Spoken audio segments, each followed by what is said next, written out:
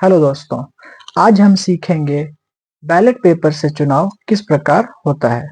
जब हमें ballot paper से वोट देना होता है तो उसमें सबसे पहले हमें दिया जाता है एक मतपत्र। ये एक मतपत्र का सैंपल है, एक नमूना है जिसमें आप देख सकते हैं कि क्रम संख्या 1 से 5 तक है और उसके कोरेस्पॉन्डिंग उसके चुनाव चिन्ह भी हैं। यानी इन 5 में से किसी एक कैंडिडेट को किसी एक चुनाव चिन्ह पर हम अपना वोट दे सकते हैं।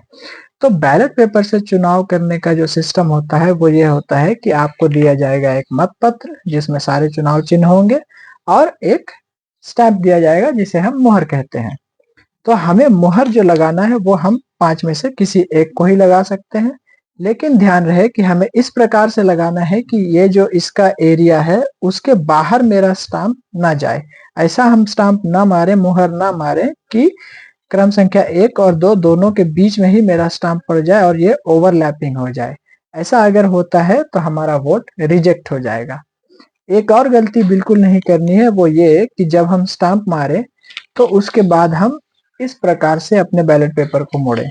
अगर ये करेंगे तो क्या होगा कि अगर मैंने यहाँ स्टाम्प मारा है और मोड़ दिया तो वो स्टाम्प का छाप यहाँ पड़ सकता है क्रम संख्या 4 या 5 में, जिससे कि दोनों जगह स्टाम्प का निशान दिखेगा और इस केस में भी आपका वोट रिजेक्ट हो जाएगा। चलिए करके देखते हैं इसको।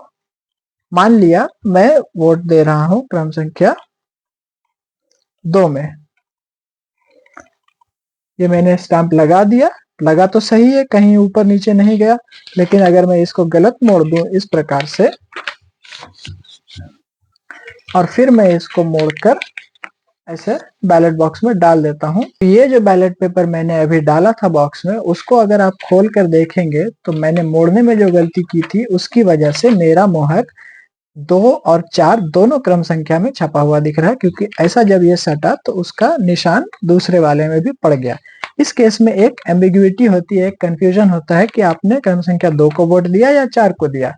इस केस में जब दोनों जगह आपका निशान मिलेगा तो ये वोट किसी के लिए भी एक्सेप्ट नहीं किया जाएगा और इसे रिजेक्ट कर दिया जाएगा। तो ये गलती आप बिल्कुल ना करें, इस प्रकार से बिल्कुल भी ना मोड़े जिससे ये मुहर एक दूसरे में छपने की आशंका हो किसी दूसरे क्रम संख्या में। इसके इतर अगर हम देखें तो सही तरीका क्या होता है मोड़ने का, उसको हम लोग एक बार देख लेते हैं। मान लिया कि हम वोट दे रहे हैं क्रम संख्या 2 में, तो सबसे पहले तो हमें स्टैंप मारना है करेक्टली ताकि वो बाहर ना निकले। और दूसरी चीज, जब इसको मोड़ना है तो नीचे से ना मोड़ के इसको हम सामने से मोड़ेंगे।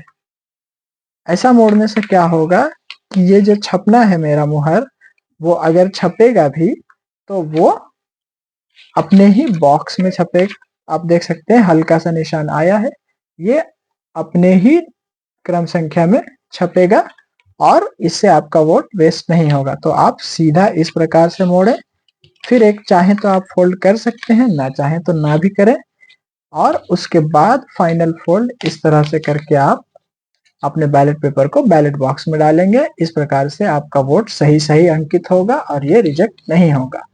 एक जानकारी और मैं दे दूं कि हो सकता है चुनाव अधिकारी आपको बैलेट पेपर जब दे तो वो इस प्रकार से पहले ही मोड़ कर देंगे ताकि आप गलती ना करें। आप सिर्फ खोलें उसको, स्टैंप मारें और फिर उसी तरह से उसको बंद करके और तब इस तरह से मोड़ के इसको आप बैलेट बॉक्स में डालेंगे। उम्मीद है आपने ये सीख लिया होगा और आप बैलेट पेपर में कोई गलती ना करेंगे। धन्यवाद।